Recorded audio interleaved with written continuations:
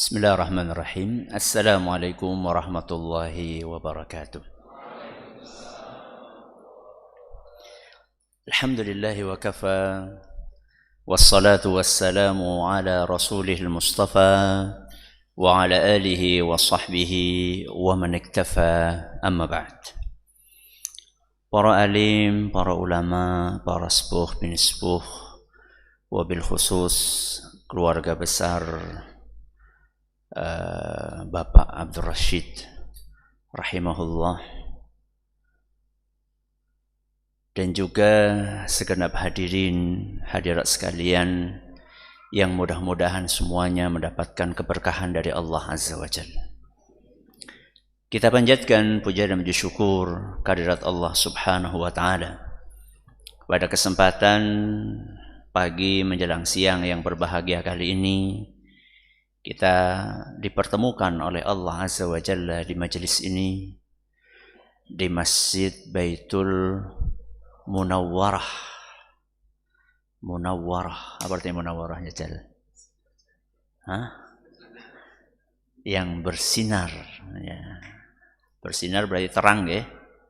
Ya, berarti harus siap sampai selesai pengajian matanya terbuka. Mboten pareng napa? Merem. Nek merem makanya mboten terang. Jadine napa? Peteng. Baitul Munawwarah. Ya, jadi kudu terang terus mboten pareng peteng. Ya.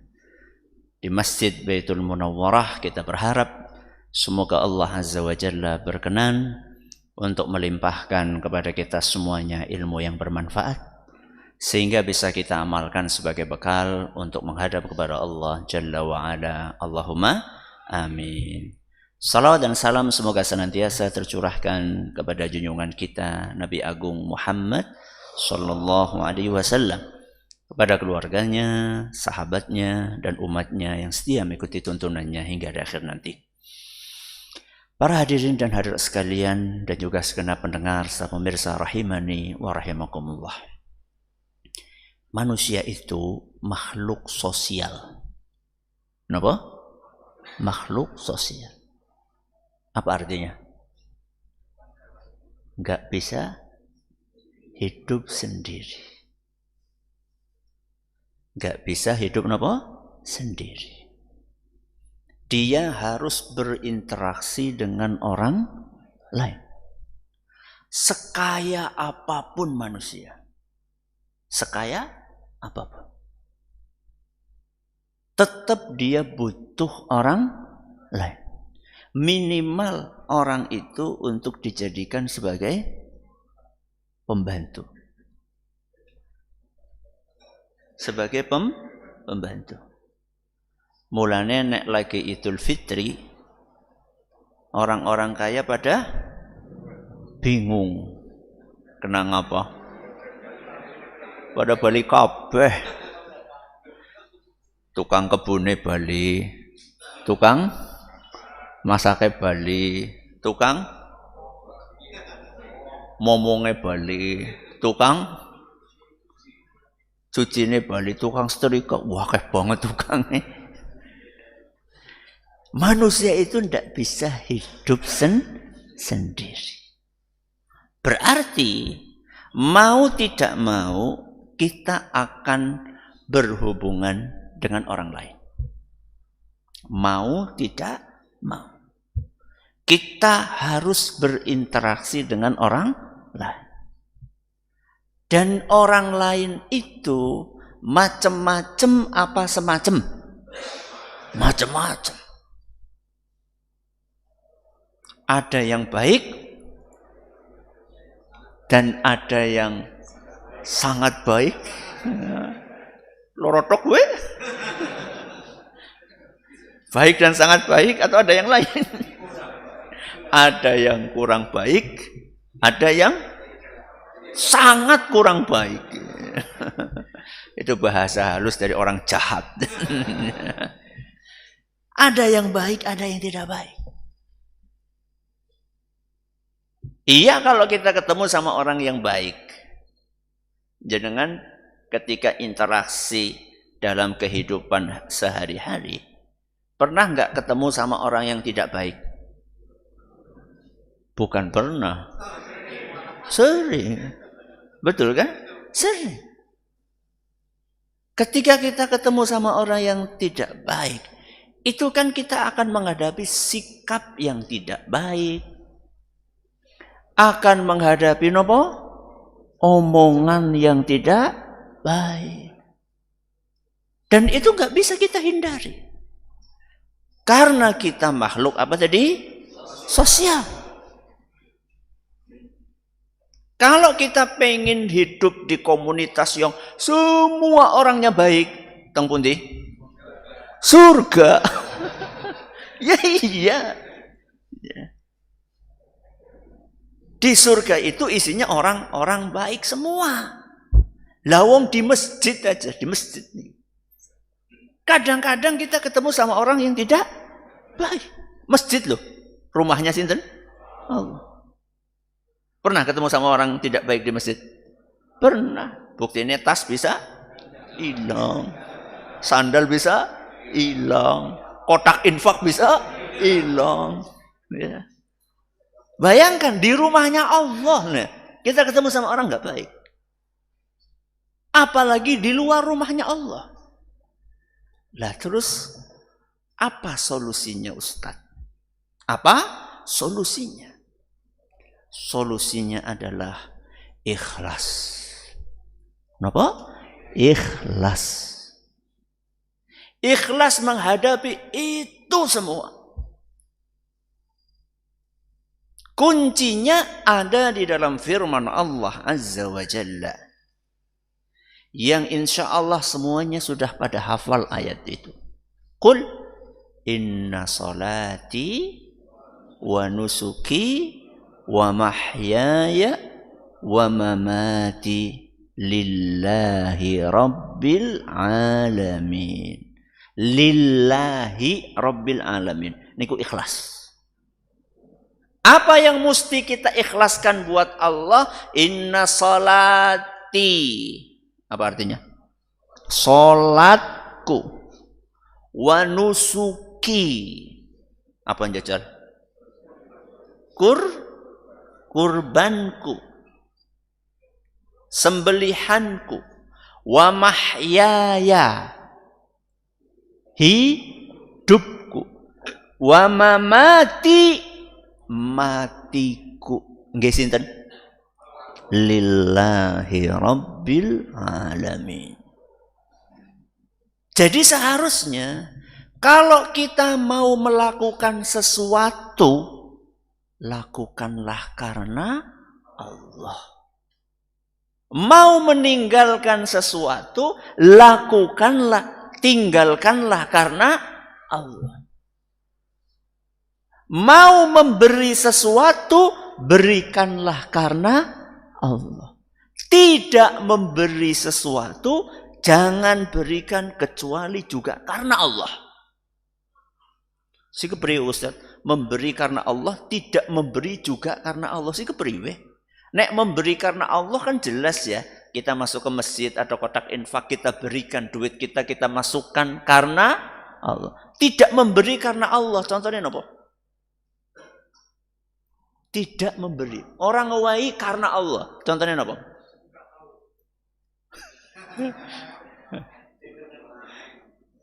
Kayak bela. Rosa atuh. Sedekah laut kan atuh banget. Putrane jenengan datang. Pak, nyuwun arton. Amgo ngapa? Gue tuku nomor. Gue slot. Jenengan kasih? Jenengan kasih? Enggak. Jenengan tidak kasih karena sinten? Karena Allah. Itu namanya tidak memberi juga karena Allah. Melakukan sesuatu karena Allah, sholat karena Allah, puasa karena Allah, ngaji karena Allah, nikah karena Allah. Menikah karena Allah, nikah demi untuk melindungi kehormatan diri. Nikah supaya bisa menghasilkan generasi penerus. Nikah untuk menghidupkan sunnah Rasul Sallallahu Alaihi Wasallam. Itu nikah karena Allah.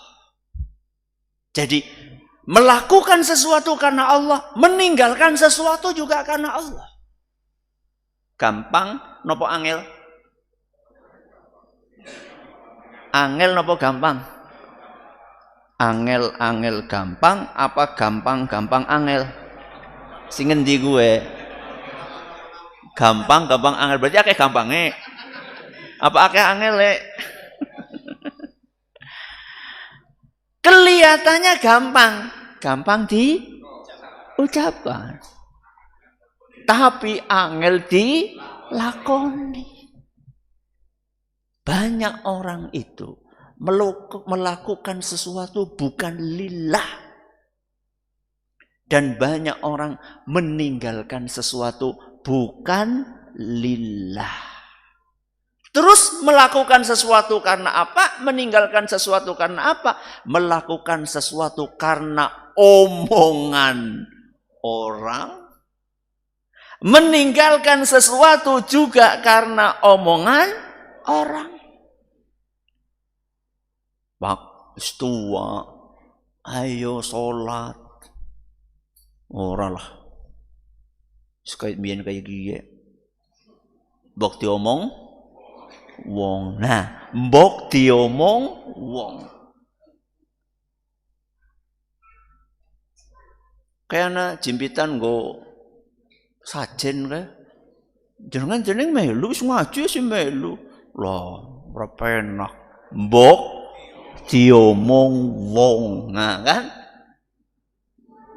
Melakukan sesuatu karena omongan orang, meninggalkan sesuatu karena omongan orang. Bu, wis tua kudungan jajal. Wis tua, wis keriput, wis sanggulan anu apa namanya? Pasangan itu ya. Ya. Disambung gitu ya. Wis tua, wis tobat dah premane. Wong tanggane kaya kowe kabeh. Nek ora kaya kowe engko diomong wong. Jenengan tahu Bapak Ibu yang kami hormati, bahwa terlalu memperhatikan omongan orang bahaya. Napa? Bahaya. Bisa sampai mengakibatkan su'ul khatimah. Terlalu memperhatikan omongan orang bisa mengakibatkan seseorang su'ul khatimah. Contohnya sinten? Saya bawakan di makalah itu. Contohnya adalah paman Nabi kita Muhammad sallallahu alaihi wasallam. Sinten? Abu Thalib. Jadi pamannya Nabi sallallahu alaihi wasallam itu ada yang beriman, ada yang apa? Beriman, ada yang tidak beriman tapi tidak memusuhi Nabi SAW, dan ada yang tidak beriman dan memusuhi Nabi SAW. Berarti ada berapa macam? 3 macam. Yang bisa memberi contoh, saya kasih hadiah. Ini harus ngacung. Oh ya, contoh paman Nabi SAW yang beriman, angkat tangan. Hamzah, monggo. Jenengan mau minyak wangi apa buku? Salah siji. Yang mana? Ya, yang mana? Ini minyak wangi, ini buku. Oh, Masya Allah. Itu contohnya Hamzah bin Abdul Muttalib.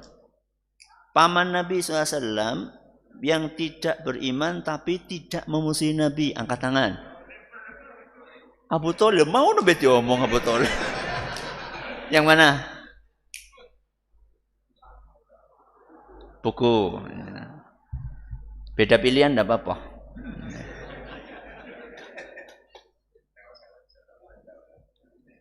Yang ketiga, paman Nabi SAW tidak beriman dan memusuhi Nabi SAW. Okay. Abu Lahab, betul sekali. Yang mana? Minyak wangi. Masya Allah. Sami-sami. Yang kita bahas sekarang siapa? Abu Thalib. Abu Thalib ini sampai meninggalnya nggak mau beriman. Padahal Abu Thalib itu melindungi dakwah Rasulullah SAW. Setiap orang-orang musyrikin Quraisy mengintimidasi Nabi SAW. Berusaha untuk menyetop dakwahnya. Yang maju siapa? Abu Thalib. Makanya di tahun Abu Thalib meninggal dunia, para ahli sejarah mengatakan tahun itu adalah Amul Huzni. Tahun duka cita. Karena saat itu meninggal Abu Thalib dan juga meninggal siapa? Khadijah, istri Nabi kita Muhammad sallallahu alaihi wasallam. Tapi sayangnya Abu Thalib tidak mau beriman. Kenapa nggak mau beriman? Padahal beliau membantu sekuat tenaga, sepenuh daya dakwah Rasul sallallahu alaihi wasallam. Mari kita lihat apa yang beliau tuturkan. Walaqad alimtu bi anna dina Muhammadin min khairi adriyanil bariyati dina. Aku itu yakin betul bahwa agama yang dibawa oleh Muhammad sallallahu alaihi wasallam adalah agama yang terbaik. Bayangkan. Berarti Abu Thalib itu tahu nggak bahwa agama Islam agama yang terbaik? Tahu. Wong beliau interaksi tiap hari sama Rasul sallallahu alaihi wasallam, lihat akhlaknya, lihat ajarannya, lihat perilakunya, lihat sikap-sikapnya. Tahu persis bahwa ajaran yang dibawa oleh Nabi SAW adalah ajaran yang terbaik. Lah terus kenapa nggak mau beriman? Laulal malamata au hadhara masabbatin lawajadtani samhan bidzalika mubina. Andaikan bukan karena celaan dan khawatir adanya ejekan. Berarti kan omongan. Karena aku khawatir diomongi sama orang, maka aku nggak mau beriman. Nggak mau ikut ajarannya Nabi Muhammad sallallahu alaihi wasallam. Mungkin nggak orang hidup dan tidak diomong? Mungkin nggak orang hidup di dunia nggak diomong sama orang? Nggak mungkin. Kenapa Ustadz? Karena jenengan jadi orang baik akan diomong sama orang yang tidak baik. Jenengan tidak baik akan diomong sama orang yang baik. Berarti mendingan jadi orang baik. Jenengan jadi maling. Jadi si A. Aja jenengan udah kepenak banget. Si A jadi maling. Diomong sama orang? Diomong sama orang? Diomong lah, maling masa orang diomong. Si A berubah tobat. Ya, hijrah dari maling. Diomong sama orang? Diomong. Diomong siapa? Kancang-kancane. Kancang-kancane siapa? Sing pada maling. Mendingan tobat. Jadi kita itu hidup jangan cuma mencari omongan orang. Kenapa Ustadz? Karena ridho manusia itu nggak mungkin kita capai. Kita menyenangkan semua orang itu nggak mungkin. Karena apa yang disukai oleh si A belum tentu disukai sama si B. Apa yang disukai oleh si B belum tentu disukai sama si A. Berarti jenengan melu A apa B? Kan bingung. Mendingan mengikuti dan mengejar ridhonya Allah. Itu namanya ikhlas. Mulanya kuncinya ikhlas. Toh juga kalau misalnya kita nggak ngaji. Ada sebagian orang nggak mau ngaji. Nggak mau nopo? Ngaji. Alasannya tadi.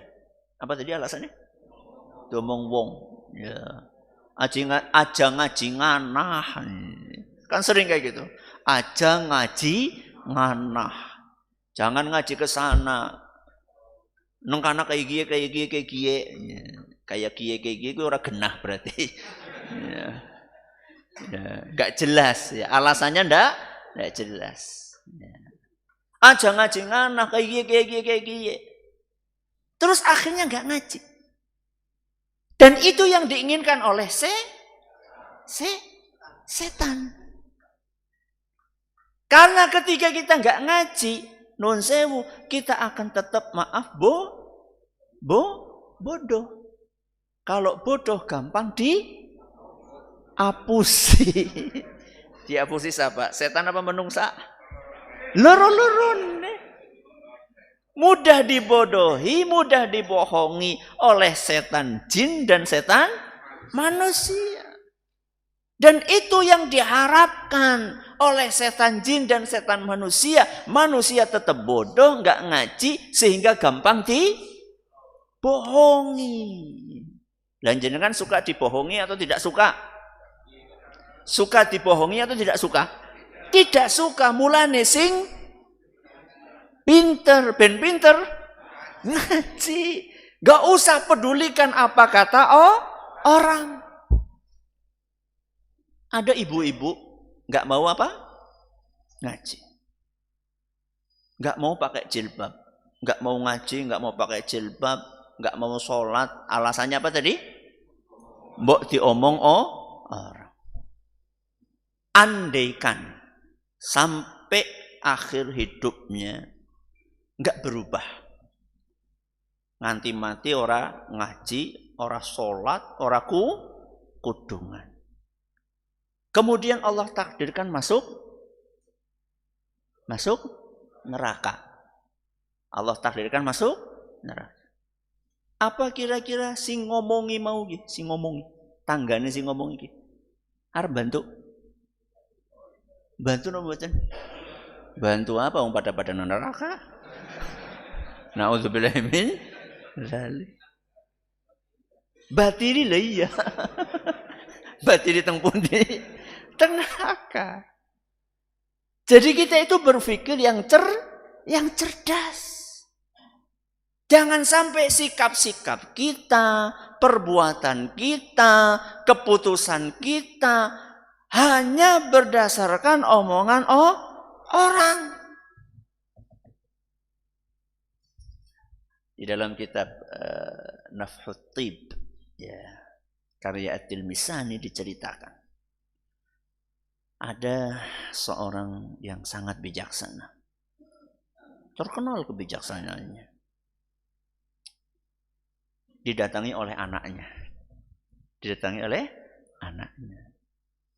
Kata anaknya, Pak, Bapak itu kan super bijaksana. Sangat bijaksana. Orang sebijaksana Bapak, kok ya tetap ada yang ngerasani. Orang sebijaksana Bapak, sesoleh Bapak, sebaik Bapak, kok tetap ada orang yang ngomongi Bapak. Mbok Bapak itu gimana gitu loh, bersikap apa gitu supaya nggak diomong sama orang. Anaknya masih hijau, belum banyak makan asam garam. Asamnya sih setitik, uyahnya sih setitik, belum banyak pengalaman. Belum banyak pengalaman. Maka sama bapaknya ini, ayo Le, saya kasih tahu sini. Di rumah bapak itu ada keledai. Ada apa? Keledai. Keledai itu tunggangan yang levelnya terendah. Kastanya itu terendah. Yang paling tinggi apa? Kuda. Kuda atau onta di zaman dulu. Ya. Bukan zaman sekarang ya. Ya, zaman dulu itu paling tinggi kuda atau onta. Nanti level berikutnya apa? Alpat. Zaman biyen alpat. Apa? Bighal. Bismillah. Apa namanya? Bighal. Bighal itu blasteran apa? Kuda sama keledai.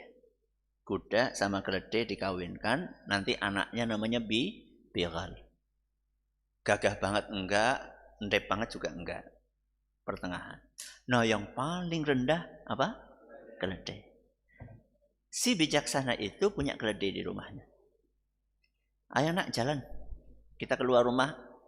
Kamu naik ya. Bapak tak jalan, nuntut. Coba kamu perhatikan nanti orang-orang ngomong apa. Baru keluar sebentar. Baru keluar sebentar. Ada yang komentar. Bocah ora sopan. Bocah ora sopan.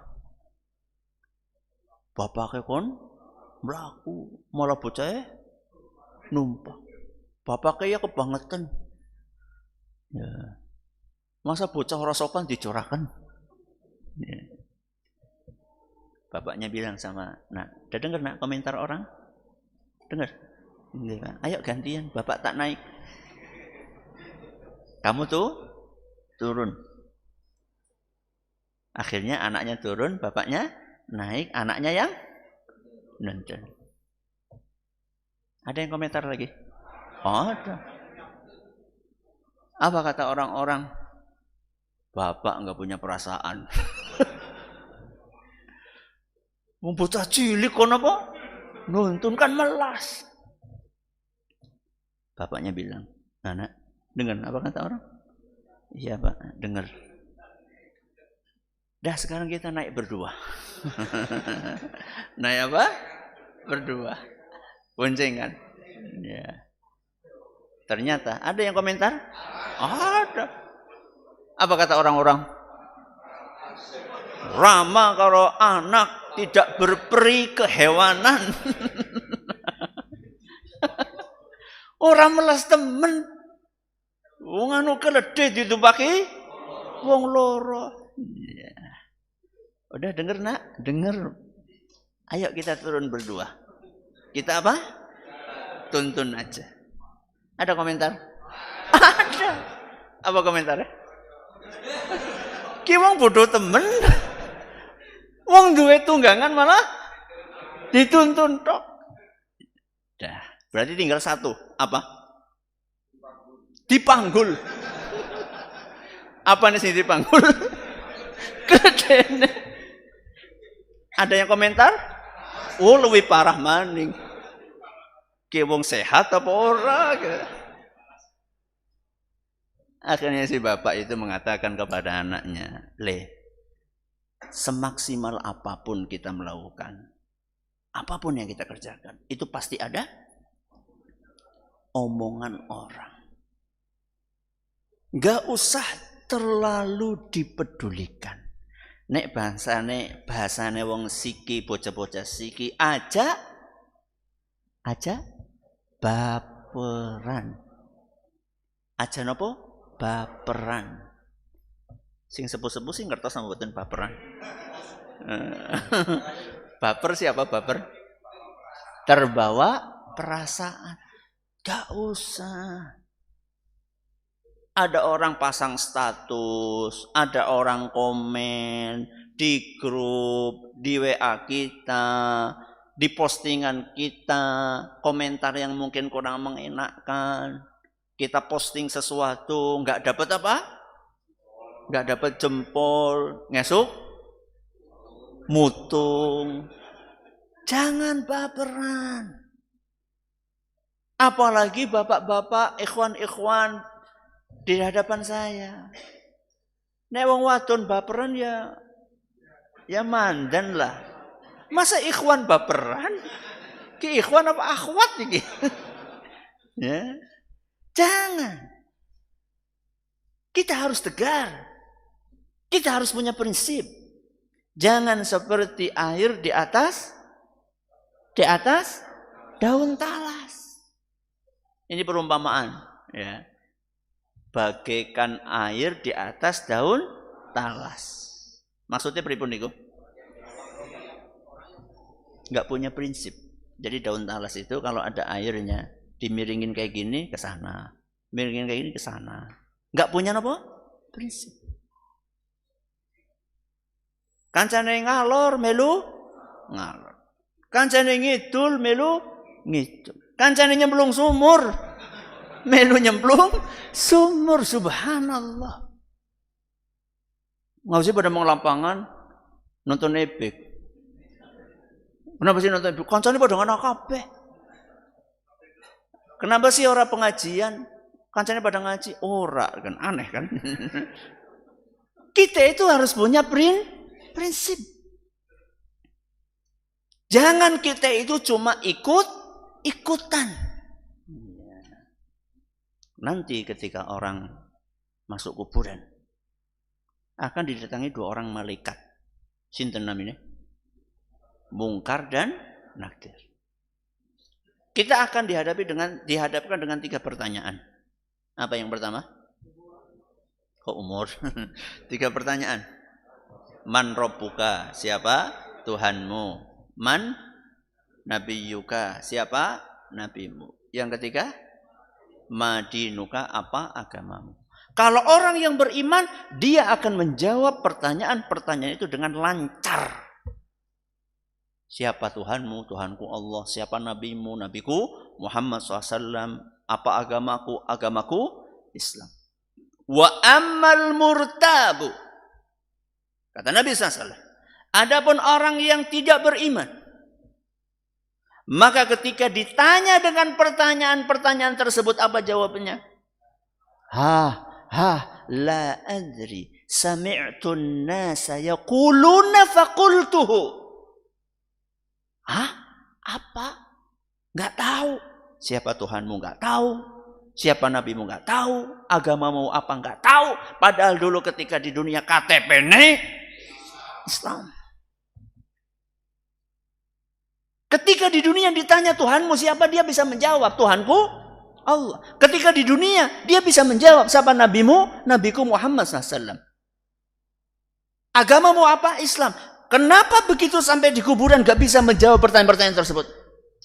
Apa kata dia? Sami'tun nasa yaquluna faqultuhu. Aku dulu di dunia cuma ikut-ikutan.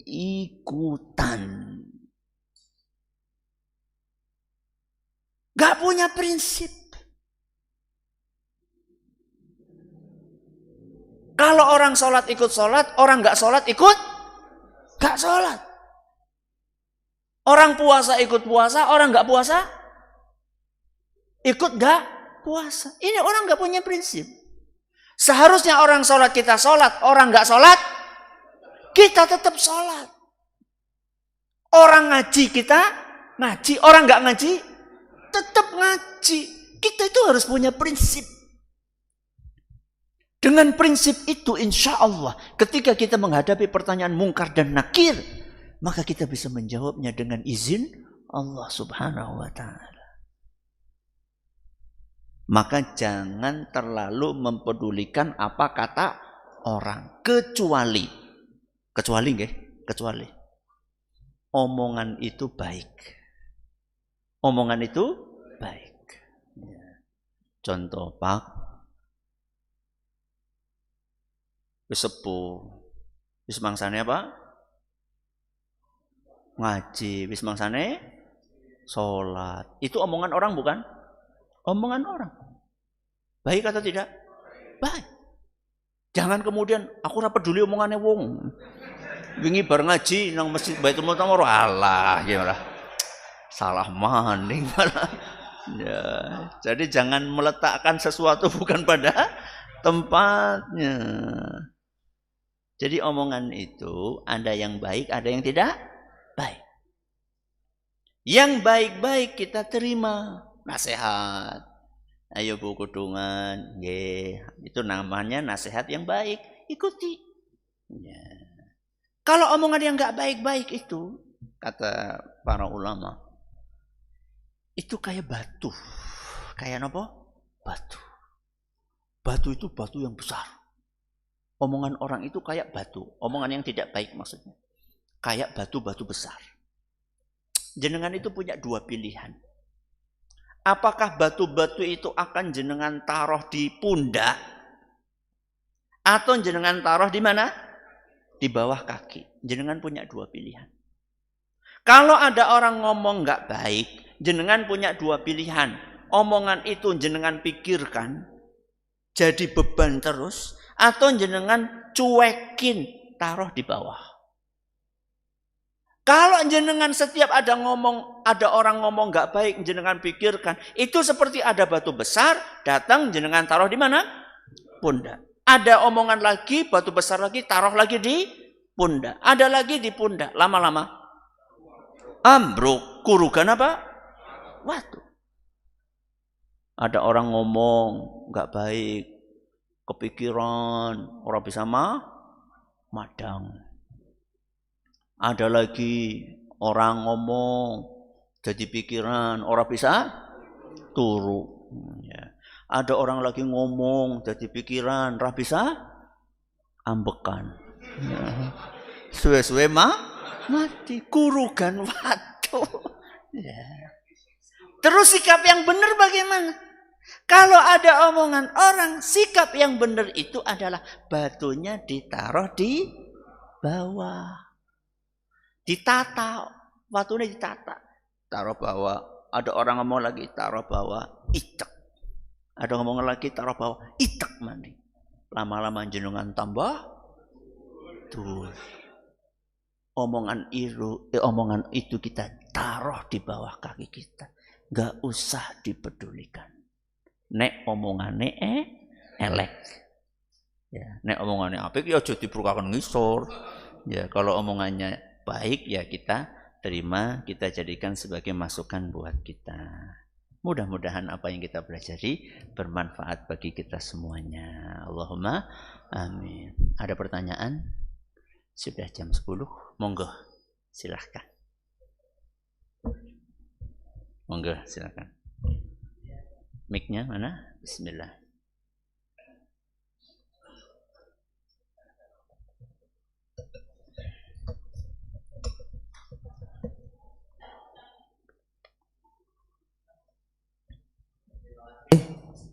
Terima kasih. Assalamualaikum warahmatullahi wabarakatuh. Waalaikumsalam warahmatullahi wabarakatuh. Yang saya tanyakan begini Pak Ustadz.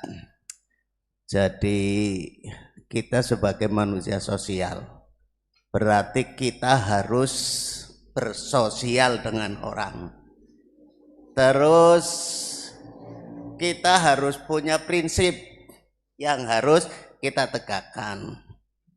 Lah terus yang saya tanyakan sehingga orang itu tidak ikut-ikutan. Lah kalau melihat suasana sekarang ini, orang itu pada ikut-ikutan, ngaji ikut-ikutan, apa ikut-ikutan. Lah yang dimaksud dengan prinsip tidak ikut-ikutan itu bagaimana? Terima kasih. Assalamualaikum warahmatullahi wabarakatuh. Waalaikumsalam warahmatullahi wabarakatuh. Yang dimaksud dengan prinsip tidak ikut-ikutan itu jenengan harus tahu yang benar mana. Kemudian jenengan pegang. Dan peganglah sekuat tenaga. Apa kata orang gak usah dipedulikan. Itu yang namanya tidak ikut-ikutan. Jadi harus menemukan kebenaran dulu. Ya, harus belajar kebenaran dulu. Jangan sampai kita sudah memegang prinsip padahal prinsipnya orang benar. Bukan repot. Ya, sekali maling tetap maling. Kan angel. Berpegang prinsip apa? maling. Kan orang bener. Jadi harus kita temukan dulu, kita kudu sinau disit intinya, kudu ngaji disit. Kita harus belajar ibadah yang sesuai tuntunan Rasulullah SAW seperti apa. Akidah yang diajarkan sama Rasulullah SAW seperti apa. Akhlak yang diwariskan oleh Rasulullah SAW seperti apa. Pelajari itu semuanya.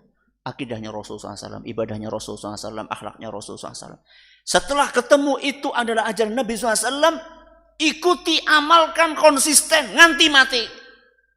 Insya Allah mlebu suarga. Insya Allah. Gak usah pedulikan apa kata orang. Tapi setelah kita tahu prinsip. Setelah kita tahu prinsip. Ngaten nggih. Ada yang lain monggo? Nggih, monggo silahkan.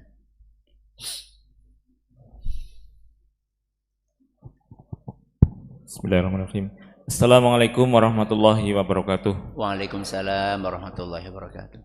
Ustadz, kami ingin bertanya begini Ustadz. Di masjid kami, jamaahnya itu, mohon maaf ini, jamaahnya itu menurut kami lihat itu organisasinya beda-beda. Kemudian yang isi beda-beda juga. Nah, antara pengisi satu dengan yang lain barangkali atau kadang-kadang saya rasakan ada perbedaan prinsip. Padahal kita sudah melakukan yang menurut kita yakin itu benar. Kita diomong. Kemudian yang kita takutkan, jamaah kita itu bingung Ustadz. Apa kita terus sampaikan terus, sementara nanti Ustadz yang lain atau penceramah yang lain lagi. Nah, kaitannya dengan ini mohon diberikan petunjuk untuk kami pengelolaan untuk masjid yang seperti ini Ustadz. Terima kasih. Assalamualaikum warahmatullahi wabarakatuh. Waalaikumsalam. Jenengan takmir ya? Takmir. Ketua atau bukan? Bukan. Bendahara. Ya. Jadi begini ya. Perbedaan itu ada dua macam. Ada perbedaan prinsipil, ada perbedaan yang tidak prinsipil. Perbedaan prinsipil itulah perbedaan yang sudah menyentuh dasar-dasar keyakinan. Sudah menyentuh dasar-dasar keyakinan tentang akidah, tentang tauhid, ya. Ini adalah perbedaan yang prinsipil. Ada perbedaan yang masih bisa ditolerir. Masih bisa ditolerir. Yaitu perbedaan-perbedaan dalam masalah ijtihadiyah. Yang masing-masing punya dalil. Dan ini banyak dalam hal-hal fikih. Enggak semuanya, tapi banyak dalam hal-hal fikih. Sikapnya nanti berbeda. Karena perbedaannya berbeda jenisnya, maka menyikapinya pun berbeda. Saya kasih contoh. Perbedaan prinsip. Yang satu ngajarin tauhid, yang satu ngajarin syirik. Yang satu ngajarin tauhid, yang satu ngajarin syirik. Yang satu ngajarin beribadah kepada Allah, yang satunya ngajarin nyajen. Napa? Nyajen. Ya, sesaji. Ya. Go sing bau reksa. Gunung Slamet apa Gunung Kawi apa wit beringin. Berarti ini perbedaan prinsip. Kalau perbedaan prinsip maka sikapnya harus tegas. Harus tegas. Tegas itu enggak identik dengan kasar. Tegas itu tidak identik dengan kasar. Tegas itu ini harus kita pertahankan. Dan kita ngomongnya datar aja. Nun sewu Pak, ini enggak bisa. Pokoknya harus seperti ini. Kalau jenengan enggak mau ikuti aturan ini, silahkan jenengan tidak ngisi di sini. Dengan bahasa yang tetap apa? Sedatar. Bahasanya enggak marah-marah, mendelik, terus mukanya merah, metu kukuse. Ya ora. Enggak seperti itu, bukan. Jadi tegas itu tidak identik dengan kasar. Ini kalau masalah prinsip. Kalau bukan masalah prinsip, masalah ijtihadiyah. Masalah apa? Ijtihadiyah. Masing-masing punya dalil. Saya kasih contoh aja lah. Antara yang membaca basmalah dengan sir, dengan yang membaca basmalah jahar. Sir niku napa? Lirih. Jahar niku seru. Antara yang Bismillahirrahmanirrahim. Alhamdulillahi Rabbil Alamin. Dengan yang Bismillahirrahmanirrahim. Alhamdulillahi Rabbil Alamin. Antara dua jenis ini, imamnya ada yang membaca basmalahnya dikeraskan, ada yang basmalahnya dilirihkan. Itu masalah ijtihadiyah. Gak usah diributkan. Masing-masing punya dalil. Dan dalilnya sama-sama sahih. Makanya kata Imam Ibnul Qayyim rahimahullahu ta'ala.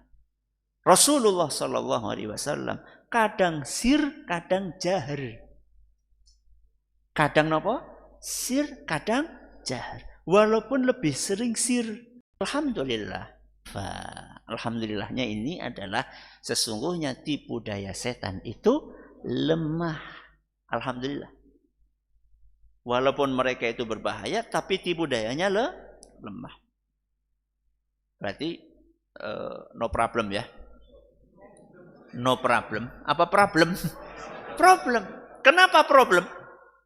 Karena manusianya juga lemah.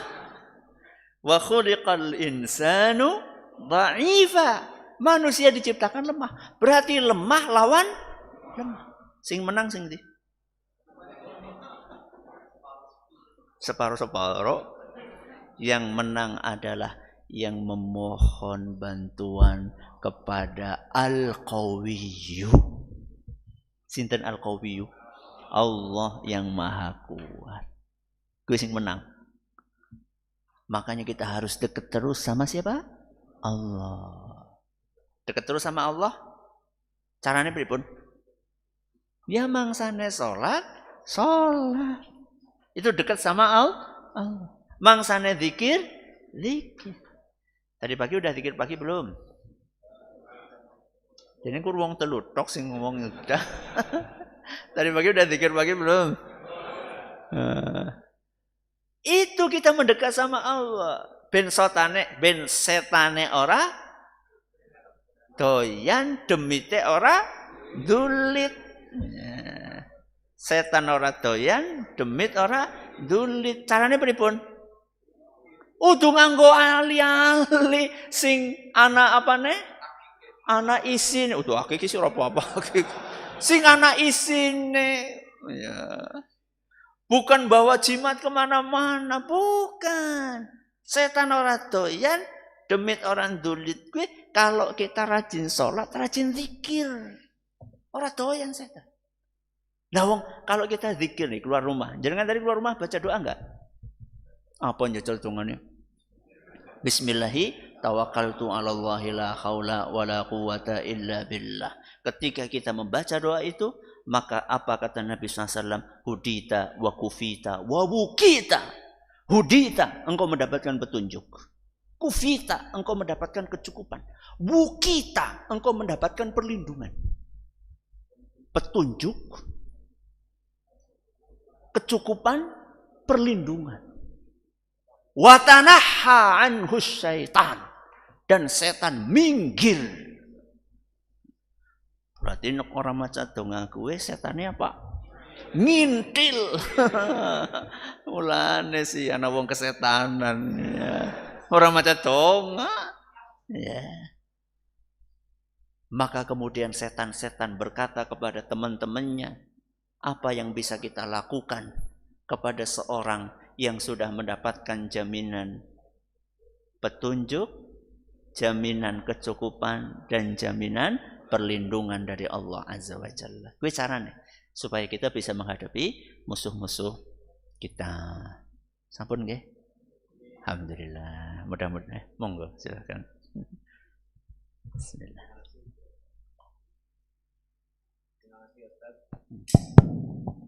Terima kasih Ustadz.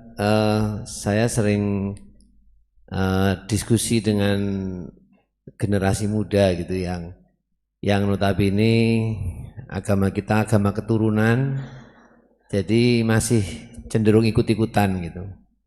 Tapi mereka kalau kita ajak diskusi, kita menyampaikan bahwa pokoknya ngibadah kudu sing ana tuntunane sekang Rasul.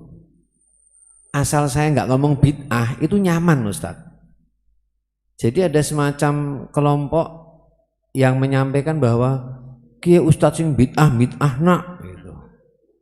Nah, saya mencoba diskusi dengan teman-teman yang seneng terbangan gitu misalkan di masjid gitu ya. Terus kita diskusi ngomongin masalah itu, tapi saya nggak pernah ngomong bid'ah Ustaz. Mereka nyaman Ustaz. Nah ini saya cuma minta pandangan dari Ustaz. Saya kok merasakan kayaknya anak-anak muda yang ya kayak saya dulu lah ya, caranya sih turunan gitulah, nggak belajar gitu. Nah ini saya minta gambaran Ustadz supaya bagaimana Ustadz yang terbaik. Anak-anak muda ini banyak yang kepingin belajar sama kita, tapi karena ada dikatakan ya Ustadz sing sering bid'ah nah gitu, terus dia itu karena omongan orang lagi Ustadz. Kok diomong wong ya melu-melu nganah gitu. Terima kasih Ustadz. Assalamualaikum warahmatullahi wabarakatuh. Waalaikumsalam. Dakwah itu harus ada strateginya. Dakwah itu harus ada strateginya. Dan itulah yang dipakai oleh Nabi kita Muhammad sallallahu alaihi wasallam. Nabi ketika berdakwah pakai strategi atau tidak? Pakai. Saya kasih satu contoh misalnya. Nabi SAW itu mengalami dua fase. Fase Mekah sama fase Madinah. Fase Mekah berapa tahun? 13-an tahun. Fase Madinah 10. Total 23. Beliau diangkat menjadi Rasul 40 tahun. Wafat 63. Pas kan ya? Jangan perhatikan. Beliau ketika dakwah di Mekah 13 tahun. Di sekeliling Ka'bah itu ada enggak berhala? Banyak. Berapa? 360 berhala. 360 berhala. Di sekeliling Ka'bah. Itu baru yang di sekeliling Ka'bah. Di rumah ada. Masing-masing orang punya berhala sendiri. Berhala kampung ada, berhala suku ada. Nek cara dewek nang kecamatan ana, nang kabupaten ana, nang provinsi ana, kira-kira kayak gue lah. Nek carane dewek ya. Jadi penuh dengan berhala. Pertanyaannya, di fase Mekah, apakah Nabi SAW pernah menghancurkan berhala? Jangankan menghancurkan berhala ya, ora berhala, minyak wangi, glutik be ora tahu. Iseng anak berhala di apa? Dijorokakan ben rubuh, ora tahu. 13 tahun. Kapan beliau membersihkan Ka'bah dari berhala? Kapan? Fathu Makkah. 8 tahun kira-kira atau 7 tahun setelah Nabi hijrah di Madinah, fase Madinah. Itu namanya strategi. Apa? Strategi. Ya strategi kan itu kan perintah wahyu dari Allah. Ya iyalah, masa enggak wahyu dari Allah? Ya wahyu dari Allah. Tapi itu adalah strategi yang mestinya kita umatnya Nabi Muhammad sallallahu alaihi wasallam juga memperhatikan itu. Itu namanya fikih sirah. Kenapa? Fikih sirah. Sirah siapa? Sejarah kehidupan Nabi SAW. Jadi kehidupan Nabi SAW itu sejarahnya dipelajari untuk diambil pelajarannya. Untuk diambil metodenya dalam berdakwah. Sehingga kita tidak melakukan metode-metode yang tidak benar. Jadi ketika kita akan berdakwah, kita mesti melihat kekuatan kita, kekuatan lawan kita, kondisi yang kita hadapi. Itu harus dilihat. Tipe orang yang kita dakwahi seperti apa. Makanya Nabi SAW kalau mau dakwah, ngajak ahli nasab. Sinten? Abu Bakar As-Siddiq. Betul. Layak dapat hadiah. Nah, udah dapat ya? Oh, udah. Gue bocone. Bukunya enggak apa-apa. Gue bocone ya. Yang gue barengan enggak apa-apa lah. Siapa ahli nasabnya? Abu Bakar. Apa fungsinya Abu Bakar? Abu Bakar itu fungsinya adalah ketika masuk ke kampung, Nabi tanya, ini siapa? Kampung ini sukunya apa? Buat apa? Buat memahami karakter penduduk kampung itu. Sehingga Nabi SAW akan mencari metode yang pas untuk mendakwahi penduduk kampung itu. Ini caranya dheweke warnanya apa? Biru apa hijau? Apa oranye? Apa abang? Ya. Jadi kita itu kalau masuk sesuatu, masuk kampung, mau dakwah, di majelis taklim, di masjid, itu kita harus mengetahui ini backgroundnya apa. Ben ora salah ngomong. Ben ora salah ngomong. Bulan lalu kami hadir ya daurah yang diisi oleh guru kami Syekh Ibrahim bin Amir Ar-Ruhaili hafizahullah di Bogor. Ketika lagi diskusi, pas lagi makan biasanya dipakai untuk diskusi ya, lagi waktu istirahat diskusi. Salah satu yang dibahas masalah ini. Jadi ketika kita dakwah itu kita hadapi orang seperti apa? Kalau ada orang dari awal sudah alergi dengan istilah apa tadi? Bid'ah. Sudah alergi dengan istilah bid'ah. Maka tidak harus kita gunakan istilah itu ketika berhadapan dengan orang tadi. Khutbah. Kenapa? Khutbah Jumat. Kita disuruh ngisi khutbah Jumat di masjid yang juga sudah alergi dengan istilah apa? Bid'ah.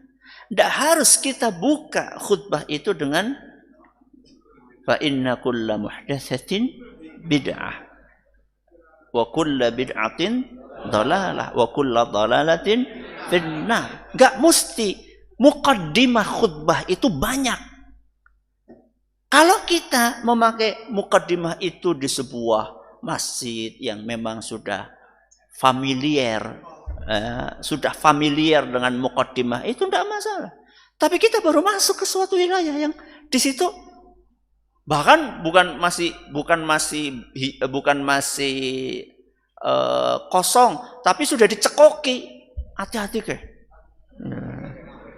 Jadi wis ditandai nek anak khotib awale kuwe wis blacklist. Ya. Maka ndak harus. Itu yang disampaikan oleh guru kami seperti itu. Ndak harus. Bisa dengan kalimat yang lain tadi seperti contohnya. Ini tidak dicontohkan sama Nabi kita Muhammad Sallallahu Alaihi Wasallam.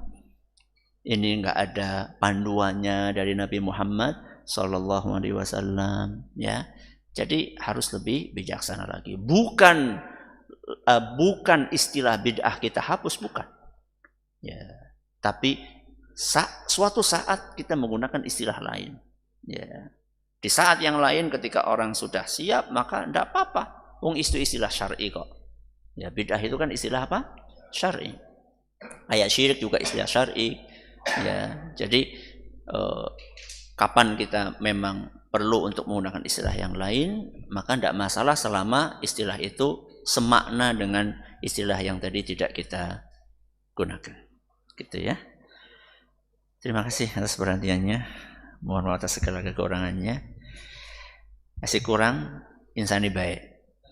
Ya, jangan masih kurang sudah temen ya. Itu dengerin aja radio Insani.